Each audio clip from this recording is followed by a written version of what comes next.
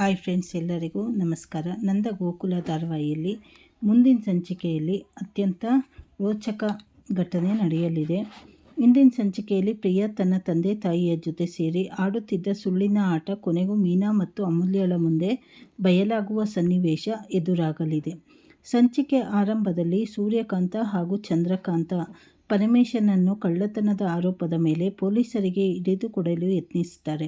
ಆದರೆ ಮಾಧವ ಹಾಗೂ ನಂದನ್ ಮುಂದೆ ಬಂದು, ನಮ್ಮ ಮಾವ ದಾರಿ ತಪ್ಪಿ ನಿಮ್ಮ ಮನೆಗೆ ಬಂದಿದ್ದಾರೆ ಹೊರತು ಕಳ್ಳತನ ಮಾಡಲು ಬಂದಿಲ್ಲ. ನಮ್ಮ ಕುಟುಂಬದ ಮರ್ಯಾದೆ ಮೇಲೆ ನಮಗೆ ನಂಬಿಕೆ ಇದೆ ಎಂದು ಪೊಲೀಸರ ಮುಂದೆ ಧೈರ್ಯವಾಗಿ ನಿಂತು ಪರಮೇಶನನ್ನು ಬಿಡಿಸಿಕೊಂಡು ಬರ್ತಾರೆ. ಇತ್ತ ಮನೆಯಲ್ಲಿ ತಾಳಿಶಾಸ್ತ್ರದ ಪೂಜೆಗೆ ಸಿದ್ಧತೆ ನಡೆಯುತ್ತಿದ್ದರೆ ರೂಮ್ನಲ್ಲಿ ಪ್ರಿಯಾ ತನ್ನ ತಾಯಿ ವೀಣಾ ಬಳಿ ಕಣ್ಣೀರಿಡುತ್ತಾ ಆತಂಕ ತೋಡಿಕೊಳ್ಳುತ್ತಾಳೆ. ಅಮ್ಮ, ತಾಳಿಶಾಸ್ತ್ರ ಮುಗಿದ ಮೇಲೆ ಮಾಧವ ನನ್ನನ್ನು ಬ್ಯಾಂಕಿಗೆ ಕರೆದುಕೊಂಡು ಹೋಗಿ ಒಡವೆ ಚೆಕ್ ಮಾಡಿಸುತ್ತೇನೆ ಎನ್ನುತ್ತಿದ್ದಾರೆ. ಆ ಒಡವೆಗಳು ಕಪ್ಪಗಾಗಿವೆ. ಬ್ಯಾಂಕಿಗೆ ಹೋದರೆ ಅವು ನಕಲಿ ಒಡವೆಗಳು ಎಂಬ ಅಸಲಿ ಸತ್ಯ ಹೊರಬಿದ್ದು ನನ್ನ ಬಂಡವಾಳ ಬಯಲಾಗುತ್ತದೆ ಎಂದು ಗಲಿಬಿಲಿಗೊಳ್ಳುತ್ತಾಳೆ.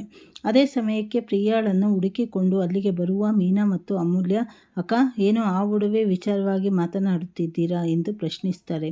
ವೀಣಾ ಸತ್ಯ ಮುಚ್ಚಿಡಲು ಯತ್ನಿಸಿದರೂ ಮಾನಸಿಕವಾಗಿ ಕುಗ್ಗಿ ಹೋಗಿರುವ ಪ್ರಿಯಾ ತಡೆದುಕೊಳ್ಳಲಾಗದೆ, ಮೀನಾ, ನನ್ನ ಬಳಿ ಇರುವುದು ನಿಜವಾದ ಬಂಗಾರವಲ್ಲ, ಇವೆಲ್ಲವೂ ರೋಡ್ಗೋಡ್ ಒಡವೆಗಳು.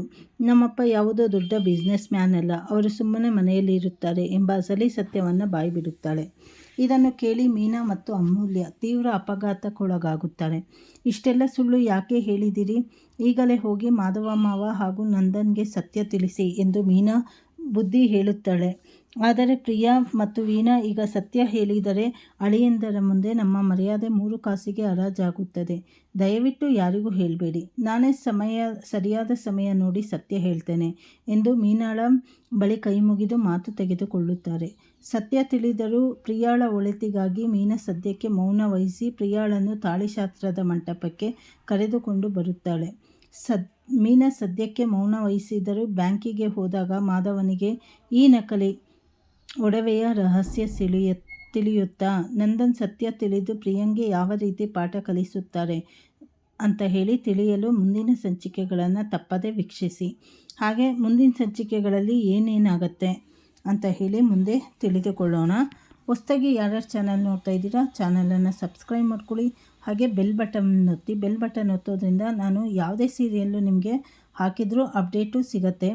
ಹಾಗೆ ಪೂರ್ತಿ ವಿಡಿಯೋ ಫಸ್ಟಿಂದ ಲಾಸ್ಟ್ವರೆಗೂ ನೋಡಿದ್ರೆ ಸ್ಟೋರಿ ಏನು ಅಂತ ಹೇಳಿ ನಿಮಗೆ ಗೊತ್ತಾಗತ್ತೆ.